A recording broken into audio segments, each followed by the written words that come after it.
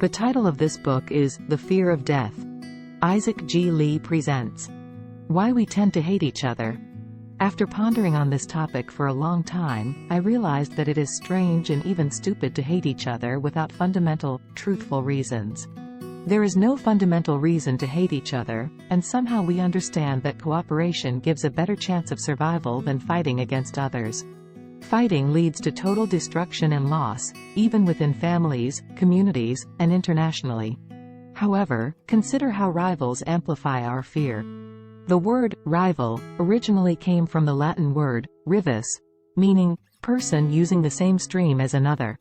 Sharing limited water from the same river in a harsh environment would not be easy for survival, thus increasing our fear of death. Our thoughts naturally turn to the other rivals, and we may feel that they should be removed from this world, and tension grows and grows to a certain level.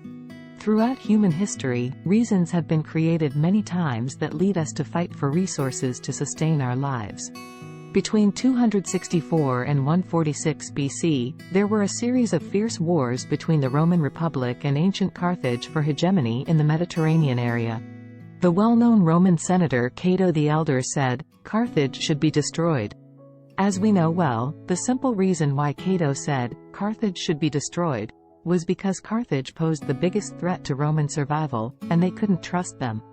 This is the cursed logic of humans to be tempted to remove others, which is an inhumane and destructive idea. We are living a cursed life and are trapped in a spiral of destruction from which we cannot escape. In the spiral of curse, we tend to choose the worst-case scenario, such as fighting stupidly rather than working collaboratively. We tend to think, how can I trust others to cooperate with me? What if the others betray me first? If there was fighting between them before building up a trusting relationship, trust itself would not be possible between them at all.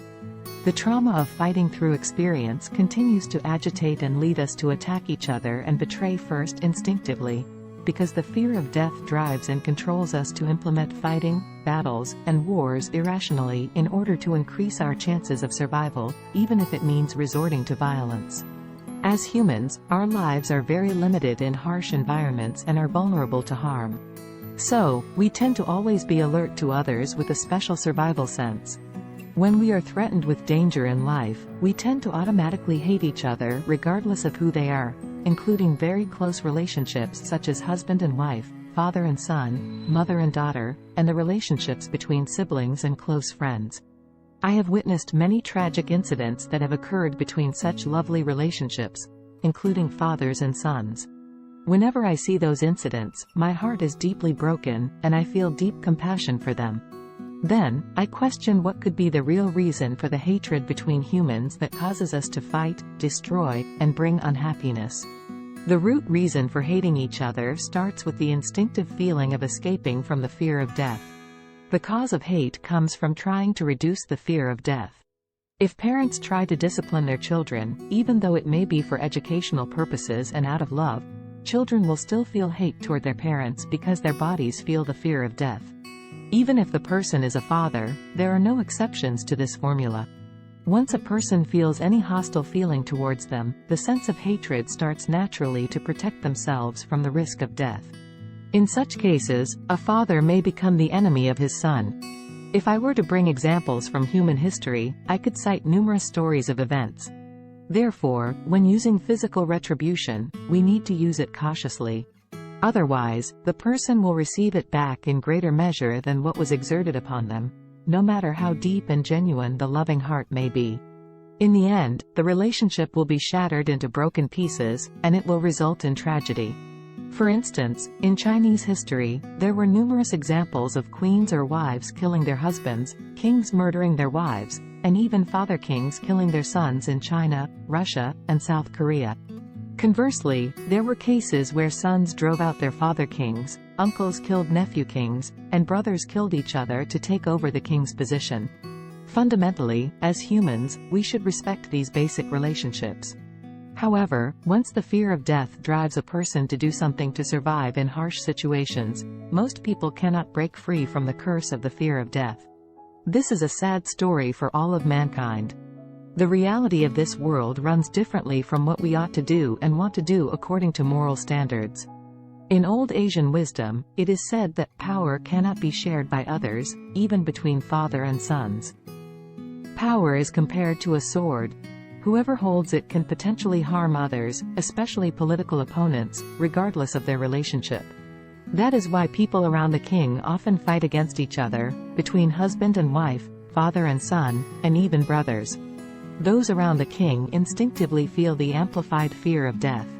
Han Fizi, a political philosopher, had insights into the fundamental attributes of humankind. In ancient Asian history, Han Fizi was a famous political philosopher who lived in the 3rd century BC during the Chinese Civil War between 7 countries. He was born a prince in a small and weak country called the Han Dynasty. His book has been influential throughout the entire Asian historical period, particularly in China, Korea, and Japan, located in East Asia. This book has influenced kings, politicians, and even many CEOs of companies today. In the 3rd century BC, Han Fizi's book decisively influenced the first emperor of a united China during the period of unification. The first emperor of united China was Qin Shi Huang, who lived from 259 to 210 BC, and is still considered one of the most controversial figures in history. The author and the influence of the book are considered in world history to be equivalent to Machiavelli, who wrote The Prince in medieval times in Western society. In his book, he explains that all people's primary motivation is a benefit. Even in the book, that theory is applied between couples, families, and all kinds of organizations and nations. Somehow, mostly, I agree with his theory because it touches the fundamental human desire. Furthermore, if we think deeply about how all events are going on in human affairs, we could agree with him. However, on top of that theory, I'd like to ask us. Then, if this book is saying that the motivation of all deeds is a benefit, what is really the meaning of benefit? And what cause would be the root reason that people are motivated to seek a benefit? The meaning of a benefit is something that produces good or helpful results or effects or that promotes well-being, as quoted from Merriam-Webster. This is good for humans literally to live better, and I can reinterpret that promoting well-being means decreasing the fear of death in daily life. In my understanding, people have no choice but to try to increase survival ratio through acquiring benefits because we are destined to die once.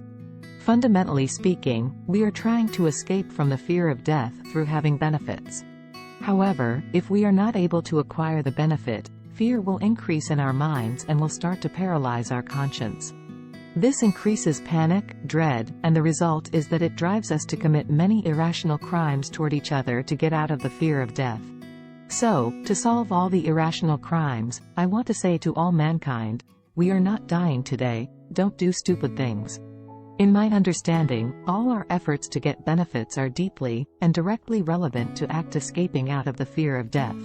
Even though we can wrap those ugly and wounded minds with beautiful and understandable reasons, our human's first motivation of deed is the efforts of escaping from the fear of death, so without settling down the fundamental matter, we can't come out of the condemned life. And as we understand the fundamental cause of all humans' calamities, and most politicians understand those attributes of human life, most leaders tend to exploit the fear of death to control people.